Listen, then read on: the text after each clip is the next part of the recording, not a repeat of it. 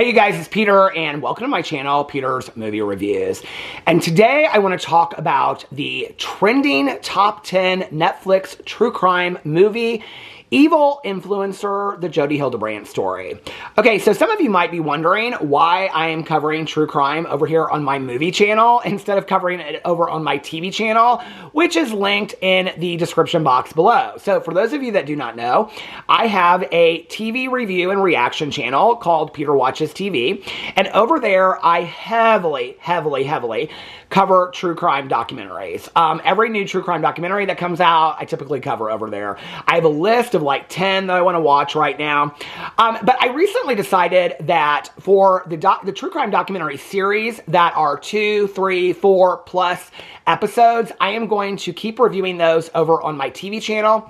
But if they are a standalone documentary, just like a movie, if they're considered a movie, I am going to review and react to them over here, which is why I think this is the second one that I've done over here. So from now on, if it's a standalone true crime documentary or any standalone documentary, I will react to it over here on my movie channel. And if it is a series of more than one episode, I will cover it on my TV channel. So I just want to make that clear. If you haven't checked out my TV channel, over there I cover a lot of true crime, just to let you know. Okay, so today I want to talk about the new true crime documentary. I think it just came out last week. It's currently trending on top 10 in movies in the United States, and the movie is Evil Influencer, the Jodi Hildebrandt story. Okay, so when I went into this, I was actually pretty excited about it. I had a true crime book club that I ran with my good friend for 5 or 6 years. I have read about and watched almost every documentary about every major case. And the Frankie, Jodi Hildebrandt story is one that I've been rather interested in the last couple years. As somebody that has covered YouTube scandals online on my drama commentary channel, Peter Mon, I did not cover this case at the time because it was really dark, but a lot of people were. And so when the 8-passenger scandal came out online, Frankie was the mom of the 8-passenger YouTube channel. It was she and her husband and their 6 children. I saw a lot of this going down. So then when the arrest of Frankie happened for the child abuse allegations, and then Jodi Hildebrandt, who was her mentor and her friend, her arrest came out as well. I was really interested in that. So when the previous documentary came out, which I think is called The Devil in the Family, hold on, I have it right here, Devil in the Family, The Fall of Frankie, I believe it was a 3 or 4 part series. I watched that. That came out, I think, about a year or 2 ago. I actually covered it on my Peter Watches TV channel, and I had a lot to say about it. I think I made, the video is like 30 minutes or something like that. I talked about Kevin Frankie, Frankie's dad. I talked about Sherry Frankie, the daughter. She is like, since then has written this fantastic book that so many people have said is just like really well done, documenting her experience and what she's learned from that. And that documentary was so well done. Chad, the son, was highly interviewed in the documentary. Devil in the Family was just such a well-done documentary that, and I felt like it kind of covered everything. There were other family vloggers that were interviewed in there as well. I think it highlighted kind of the scandal around family vloggers, which I have a very negative attitude about family vloggers. I think it really showed how they use their children to make their money, and it showed kind of like this, how it goes down. It also really highlighted a lot about Jodi Hildebrandt. I believe that there was a whole entire episode just dedicated to Jodi Hildebrandt. I could be wrong, but I believe that there was an entire episode where it talked about, it even showed like footage of her men's groups that she would do with the husbands. Kevin Frankie was part of that. He talked about it. Other men in the group talked about it. So when I saw this documentary come out, I was like, what more is there really to say? Like, and I saw something that kind of like online was kind of pushing it as to say that this is like what's happened to Jodi Hildebrandt and Frankie now. Well, that was why I was interested in watching it, because the last thing that I had heard was, I believe in 2023, Kevin Frankie filed for divorce from Frankie. That was really the last thing that I had heard. I didn't really keep up with it after that. I heard that, he now has custody of the younger children. I didn't really hear there weren't any jail interviews that I had seen. I didn't really seek them out. I'm sure they're out there, but I didn't seek them out. I knew that they got 4 to 30 years, she and Jodi Hildebrandt, for child abuse, but I didn't really know much more than that. And in all honesty, I felt like the first documentary was so well done. This is one of my issues with some true crime documentaries. O.J. Simpson case would be one of them. John Benet Ramsey would be another one. I feel like we continue to bring up these topics, but we don't really add anything new to the story.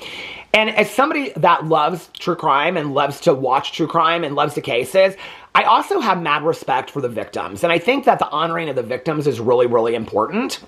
And it was interesting to me because in this documentary, Kevin Frankie was not, who in my first documentary, I said, how could you not be part of this as one of the parents? But Kevin Frankie is not really interviewed at all. None of the kids are interviewed in this documentary, Evil Influencer, about Jodi Hildebrandt. And I think they did the interview and they're kind of like, it's one and done. One of the things that I bring up a lot when I talk about true crime is that if you ever watched a documentary about the Ken and Barbie murders in Canada, I brought this up so many times, but it was so interesting to me when I heard it on there. They would videotape themselves hurting and killing their victims and abusing their victims. And this one mother, there was this videotape that they had of her daughter being killed and abused by the killers. And so she petitioned for the videotape to be destroyed because every time, it didn't even hit me really until later when I was thinking about it. She said that every time that new police officers would watch it or it was shown in a court to reference the case or whatever, that she felt like her daughter was being, even though her daughter was dead, was being re-traumatized all over and over and over again. Okay. And, it made so much sense to me at the time. She's like, I just don't think that we need to revisit this evidence over. We've seen it. We know what it is. Why do we need, I don't need the reminder that there's 10,000 new people out there watching it. I almost kind of feel like that's the situation a lot of times with true crime. It's let's tell the story over and over and over again until we have completely just destroyed the story. This documentary did not need to be made at all. And I almost kind of feel like to the kids that were hurt through the situation, to Ruby Frankie's children, I don't feel like this documentary did them any justice. And this is probably not a really fair, people are going to say, oh, this is so opinionated, it's not fair. Well, I am opinionated and I try to be fair. But I watched this with an open mind, okay? At the very end of the documentary, which the documentary is an hour and 41 minutes, I watched it all last night. At the very end of the documentary, they play some phone calls from Jodi Hildebrandt. You don't even really know who she's talking to. And they also play phone calls from prison from Ruby Frankie. And you don't really know who she's talking to either. Is she talking to an interviewer? Is she talking to Kevin Frankie? At one point you think she might be.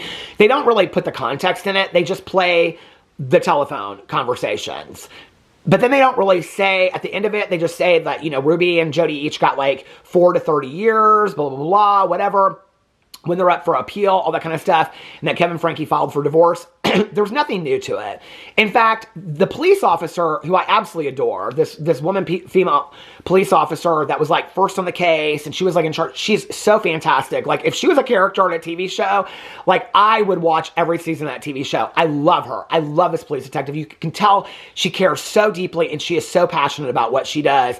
But she also, realistically sees it for what it is, too, and that these people are absolutely, nuts, right? And I love her, but she was in the previous documentary. The other people were in the previous documentary, too. So I kept on kind of watching it, waiting, well, when is this going to become all about Jodi Hildebrandt? So the whole premise of the documentary is that, yes, Ruby Frankie is this horrible person because she abused her children, but it's really, Jodi Hildebrandt is so much worse because she influenced Ruby Frankie to abuse her children. So she's the master manipulator. I don't buy it. I'm just going to tell you right now. I think Jodi Hildebrandt is an evil person for what she's done. I think it was the mother's responsibility. And Ruby Frankie, long before Jodi Hildebrandt ever walked into the situation, was a mommy vlogger that was using her kids. And a lot of people consider that abusive anyway. I don't know, I didn't feel like this documentary needed to be made. I didn't really understand why it was made. There was literally no new information. In fact, I just pulled up this article, and the article wasn't from People magazine, and it was 6 new points, what's it called on here? 6 shocking bombshells from Evil Influencer, the Jodi Hildebrandt story, including how she allegedly attempted to hide evidence of her child abuse. We already knew that. I read through these 6 shocking things. The first one, Hildebrandt bent teachings from the Church of Latter-day Saints. We knew that. that was like, I mean, there have been commentary channels on YouTube and on TikTok everywhere that have covered that extensively. First of all, I think the first cue might be, don't be part of the LDS church. If I had $1 for every time that I have covered some weird spinoff from the LDS church, okay, like, I mean, it's constant. But we knew that. That was in the first documentary. And this documentary is coming out so much later than the second documentary, and also has the same police investigators interviewed in it, that it's not like they were being filmed at the same time, and there's no way. This documentary is edited. It's a poor edition of the first one. And so I don't know, like, I don't understand why we needed this documentary. But just to change the title up, because it was really about Ruby Frankie. In all honesty, they tried to add a lot about the building of her brand connection that Jodi Hildebrandt built. We knew that from Devil in the Family. We knew that from the books that are out there. We knew that from the articles. We've known that from the interviews. We've known that from the commentary channels. That's all been out there. It didn't need to be retold. So what they do cover, they have one couple in there that they highly interview. It's this husband and wife that ended up getting divorced. And then at the end of it, they say, she says, I believe 100% that our divorce was because of Jodi Hildebrandt. They talk in there about speculations that Jodi was possibly a lesbian and she tried to push it down. And they kind of insinuate that Jodi and Ruby Frankie might have been lovers. They talk about that. They talked about the men and she believed that every man had porn addiction and sex addiction. That was all covered in Devil. There was literally was nothing new. And in fact, in Devil in the Family, they go into it more extensively. They show her conferences. They interview a lot of people. I mean, there was a few people they interviewed that have been followers of Jodi Hildebrandt, and then they had a coworker of hers or this woman that Jodi was her mentor. I don't know. It felt like it was rushed together and we're going to put this out there. I don't know. It was so weird to me. And so the second one is Jodi Hildebrandt earned nearly $50,000 a month from counseling services. We knew that. They added it up in there, but some of Hildebrandt's former clients allege that she ruined marriages. We knew that already. What are these 6 bombshells? What are the other ones on here? Hildebrandt allegedly planned to drop off Frankie's children at desert before arrest. Now, I don't remember that, but I do remember that I heard that in a commentary channel's coverage of it. So maybe that wasn't in the original documentary. I don't know. Hildebrandt allegedly, that's at the very end, is the plan was to buy a house in Arizona. But they did talk about that. And that they were going to basically, that part was new to me, that they were basically going to make the kids, because they find all the journals and stuff, of how they were, what Jodi and Ruby were planning to do. And that they were going to make the kids work outside, then bring them inside in the air conditioning like they had won, and then they were going to drop them off in the desert. How do you, and then Jodi Hildebrandt still, to this day, says she didn't do anything? I don't understand. She's I didn't do anything. They did it to themselves. And then Hildebrandt allegedly attempted to hide evidence after running into police. We already knew that. They showed that in the other one. Hildebrandt still maintains her innocence. We already knew that. So I'm what are, if those, People Magazine is calling those bombshells, People Magazine always does that. But why did we need this documentary? I guess that's my question. That's my reaction to watching this movie. Why did we need this documentary? I don't feel like we did.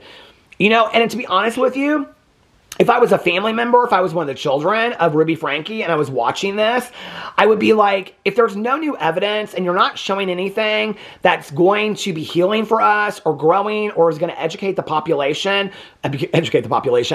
people on what we went through in the telling of our stories, why do we need to just regurgitate this up again for a show that's going to make top 10 on Netflix? Why are we doing that? And I don't take away any responsibility from Jodi Hildebrandt. I think Jodi Hildebrandt is just as evil of a person as Ruby Frankie, in different ways. But I mean, and this was the other thing at the very end of it, the guy they interviewed that's part of the police department, it's so interesting to me. Then I was is this the angle we're trying to play? Because at the very end of it, I don't know if anybody else caught this, but he's really talking about how Ruby Frankie is bad, but Jodi Hildebrandt is really bad. And she's the one that really, she ruined the Frankie family. And if it hadn't been for Jodi Hildebrandt, the family would be intact and be fine. No, Ruby Frankie was a nut job long before that, and I think her husband highly enabled that. You can see it in all the videos that they put up on the 8-passenger channel. Her children were I mean, it's sick. They were discussing it long before all this happened, okay? Long before this ever happened. So before Jodi Hildebrandt was even in the picture, people were talking about Ruby Frankie and the 8-passenger channel. So no, that's not true. But then at the very end, he goes, and as a standing member of the church, it makes our church look bad. And I'm thinking to myself, that might have been something you wanted to share at the beginning of the documentary, that you are a standing member of the LDS Church. So as you're doing this interview for the movie, for you just to take away any responsibility that the LDS Church has over Jodi Hildebrandt, who was raised in the LDS Church, I mean, is this just another attempt of saying, we're not crazy just because people come from a crazy church? Like, I don't know. Like, I'm sure there's perfectly normal people that are in the LDS Church. I mean, I've watched The Secret Lives of Mormon Wives, enough said. You know, I mean, I'm sure there are perfectly normal people out there, but like, is that what the whole show is about? To prove that Jodi Hildebrandt is such a bad person and we don't claim her from the LDS Church? Like, who paid for this documentary with no new information to be made? I'm so over. Like, I said this about JonBenet Ramsey and I said this about O.J. Simpson. Do not make another documentary unless you have conclusive evidence that says this is exactly what happened and this is the changing of the story. I watched that whole JonBenet Ramsey thing. That's been a case that I have been obsessed with for years.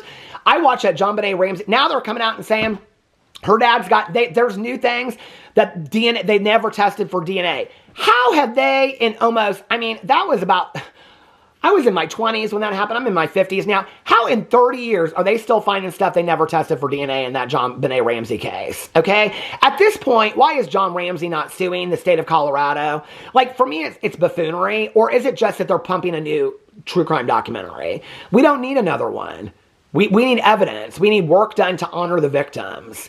And I would rather see a documentary talking about if they were up to it, like a Sherry Frankie documentary because she wrote the book, or how are the kids succeeding now? How are they doing well now? Like, or other fallouts, or how this has affected other family channels. Like, how have the changes? Because that has happened. That, like, California has imposed laws. Illinois has imposed laws for family channels. How is this? That's the documentary that I would like to see. Instead of regurgitating what we already knew and re-traumatizing the victims. I don't think it was needed. So anyway, let me know what you think in the comment section below. I got heated about that. Let me know what you think in the comment section below. I love you guys, and I will see you tomorrow. Bye.